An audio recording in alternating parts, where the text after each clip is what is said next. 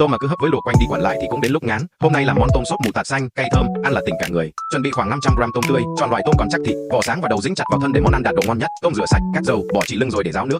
Tôm càng tươi thì khi chế biến thịt càng ngọt, dai và giữ được hương vị tự nhiên. Nếu dùng tôm cỡ vừa thì sốt sẽ bám đều hơn khi đảo trên chảo.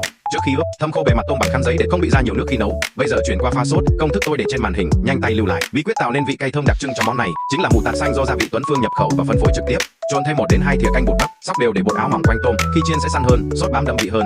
Làm nóng chảo, cho dầu vào ngập chảo, dầu sôi lăn tăn thì cho tôm vào chiên, đến khi vỏ tôm đỏ cam, bên ngoài hơi săn và dậy mùi thơm thì vớt ra cho ráo dầu.